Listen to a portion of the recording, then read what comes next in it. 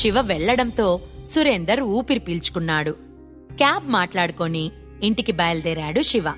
ఇంటికి వెళ్ళాక ఆ రోజంతా సురభికి ఆమె ఫ్యామిలీకి ఎలాంటి ప్రొటెక్షన్ ఇవ్వాలా అని చాలాసేపు ఆలోచించాడు. తెల్లవారేసరికి ఓ గట్టి నిర్ణయం తీసుకున్నవాడిలాగా అనంత్కి ఫోన్ చేసి కాసేపు మాట్లాడాడు. ఆ తర్వాత సురభిని తీసుకుని జ్యోతి టవర్స్ కి బయలుదేరారు. సురభి ఆఫీస్ లోపలికి వెళ్ళాక శివ బయటకు వచ్చి తన జ్యూస్ పాయింట్ కి చేరుకున్నాడు. అక్కడ ఎవరికోసమో వెయిట్ చేస్తూ ఉండగా BMW 500 series new model car వచ్చి ఆగింది.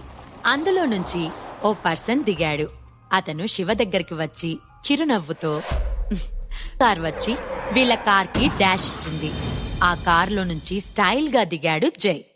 హా, నువ్వు కంపెనీలో చీఫ్ డిజైనర్ గా జాయిన్ అయ్యావట. జాయిన్ అవ్వటంతోనే 10 లక్షల ప్రాజెక్ట్ నీ సొంతమైందంట. నిజంగా ఇది ఆశ్చర్యపోవాల్సిన విషయమే. ఇదేంటి కొత్త కారా? నిన్న జాబ్లో జాయిన్ అయ్యావు, ఈ రోజుకి కొత్త కారు వచ్చింది. కంపెనీ డబ్బులు మీ సొంతానికి వాడుకుంటున్నావా అని వెటకారంగా అన్నాడు. షటప్ జై, ఇది కంపెనీ డబ్బులతో కొన్న కార్ కాదు అన్నది సురభి. బ్రతకటానికి డబ్బుల కోసం పనిచేస్తున్న మీరు ఇంత ఖరీదైన కారు ఎలా కొంటారు? నేను వెంటనే ఫినాన్స్ డిపార్ట్మెంట్లో కనుక్కుంటాను. నువ్వు ఎంత డబ్బు ఖర్చు చేస్తున్నావో అన్ని లెక్కలు తీస్తాను అని బెదిరించాడు జై. అసలు నీకేం హక్కుంది ఇలా అడగడానికి? ఈ కంపెనీ ఫినాన్స్ డీటెయిల్స్ నీకెవరిస్తారు? నీకే కంపెనీలో చోటు లేదు అని వెటకారంగా నవ్వుతూ అన్నాడు శివ. జైకి విపరీతమైన కోపం వచ్చింది. నువ్వో చేతగాని దద్దమ్మవి నన్ను హేళన చేస్తున్నావా అన్నాడు జై. నీకు తెలుసో లేదో, నేనీ కంపెనీలో అసిస్టెంట్ డిజైనర్ని. ఆ మధ్య ఎవరో షికా ఫ్యామిలీకి చెందిన వారసుడు కాన్ఫరెన్స్ హాలు తుడిచారంట. నిజమేనా జై అన్నాడు శివ. యూ అని శివ మీదకి వెళ్లబోతుండగా వెనకే ఉన్న గౌతమ్ ముందుకు వచ్చి జై మీద చేయి చేసుకున్నాడు. గౌతమ్ కొట్టిన దెబ్బకి జై కింద పడిపోయాడు. ఎవరు నువ్వు? నన్నే టచ్ చేస్తావా? ఎంత ధైర్యం నీకు అని పడిన చోట నుంచి లేస్తూ అన్నాడు జై. సార్, మీరెవరో నాకు తెలియదు. నేను సురభి మేడంకి కార్ డ్రైవర్ కమ్ బాడీ గార్డ్ని. మేడంకి కానీ వారి అసిస్టెంట్కి కానీ ఎవరైనా హాని చేయాలని చూస్తే వాళ్ళని అడ్డుకోవడం నా కర్తవ్యం అని వినయంగా అన్నాడు గౌతమ్.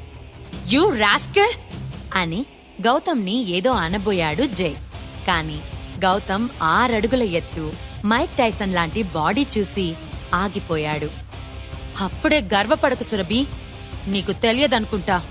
ఎగ్జిబిషన్ వరకే నీ ఈ జాబ్ ఉంటుంది. ఎగ్జిబిషన్లో నువ్వు ఎలాగూ గెలవలేవు. అప్పుడు నీ జాబ్ పోతుంది. అప్పటి వరకు ఎంజాయ్ చేయి. నువ్వు ఎలా ఎగ్జిబిషన్లో నీ డిజైన్స్ ని పెడతావో నేను కూడా చూస్తాను అన్నాడు. శివ గౌతమ్ వైపుకు చూసి సైగ చేశాడు. వెంటనే జై దగ్గరకు వచ్చి అతని మెడ పట్టుకుని పైకి లేపాడు. ఏయ్, ఏంటి, వదులు అని గౌతమ్ చేయి పట్టుకుని అరిచాడు జై. మిస్టర్ జై, మీరు మా మేడంని బెదిరించడం ఆపండి. మీ కార్ రోడ్డుకి అడ్డంగా ఉంది కాబట్టి మీరు మాటలాపేసి కార్ తీస్తే బావుంటుంది అని జైని మెల్లగా కిందకి వదిలాడు గౌతమ్. గౌతమ్ని చూస్తే జైకి భయం వేసింది. అందుకే వెంటనే వెళ్లి తన కార్ సీట్లో కూర్చొని కార్ స్టార్ట్ చేస్తూ కోపంగా శివ సురభిల వైపు చూసి, జస్ట్ వెయిట్ అండ్ సీ. ఇప్పుడు మిమ్మల్ని వదిలిపెడుతున్నాను, కానీ I will see your end అంటూ అక్కడ్నుంచి వెళ్లిపోయాడు. శివకి ఉన్న పవర్స్ గురించి సురేందర్ గౌడ్ రాహుల్కి చెప్తాడా? తన శత్రువుల నుంచి తన భార్యని, ఆమె ఫ్యామిలీని శివ ఎలా కాపాడుకుంటాడు? ఈ ప్రశ్నలకు సమాధానాలు తెలుసుకోవాలంటే నెక్స్ట్ ఎపిసోడ్ వినాల్సిందే. క్రింద ఇచ్చిన లింక్ ని క్లిక్ చేసి పాకెట్ ఎఫ్ఎం యాప్ ని ఇన్స్టాల్ చేసుకోండి. Stay tune to pocket FM.